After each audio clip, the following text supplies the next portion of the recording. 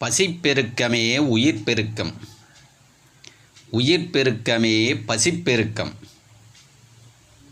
Super மந்திரம்ல. என்னுடைய நண்பர்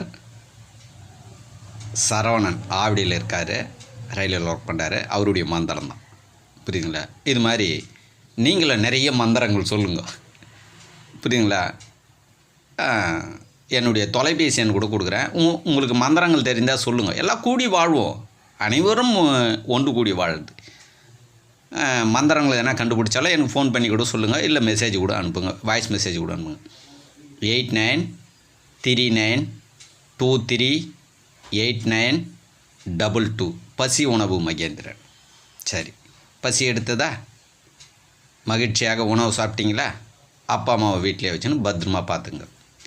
பகல் தந்தை துணை, இரவு தாய், இரவு துணை, தாய் தந்தை துணையோடு நிகழ்ச்சியை துவங்குவோம். இப்போ எல்லாமே பார்த்தோம்னா நான் இரண்டாக விளக்குவேன். இதுவரையில் நம்ம முன்னோர்கள்லாம் விளக்குனது ஒன்றுன்னாங்க. அதனால தான் அனைவரும் அதில் ஒன்று கூடலை, புரியுங்களா? இரண்டாக விளக்கும்பொழுது அனைவரும் ஒன்று கூடுவாங்க. இப்போது பசியும் உணவுமே ஆதிநிலை அப்படின்னுவேன். பிரபஞ்சகம் என்பது என்ன அப்படின்னா 3 நிலையில் இருக்குது. ஆண் தன்மை ஒன்று, பெண் தன்மை ஒன்று, திருநங்கை தன்மை, அலின்னு சொல்லுவாங்க.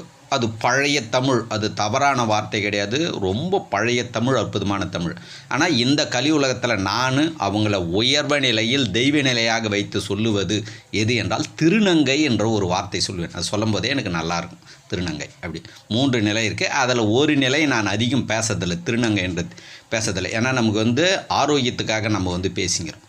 அப்போ என்ன அப்படின்னா, என்னை எந்த ஆசிரமத்துலேயும் என்னை கூப்பிட்டு பேசுவாங்க, இரண்டாக விளக்கும். கிழக்கு ஆசிரமத்துலேயும் பேசுவேன், மேற்கு இருக்கத்துலேயும் பேசுவேன், வடக்கு இருக்கத்துலேயும் பேசுவேன், தெற்கு இருக்கத்துலேயும் நான் பேசுவேன். பார்த்தீங்களா, எல்லா ஆசிரமத்துக்கு நான் போகிறேன். ஏன்? உண்மையை பேசுகிறேன். பசியும் உணவுமே என்று பேசுகிறேன், புரியுதுங்களா? 2 நிலையை வைத்து விளக்குகிறேன், புரியுதுங்களா? அனைவரும் என்னை கூப்பிடுவாங்க. எனக்கு எதிர்ப்புன்றதே இல்லாத ஒரு ஏக்கம் எது என்றால் பசி, உணவு, உண்மை, மார்க்கம். நன்றி, மகிழ்ச்சி.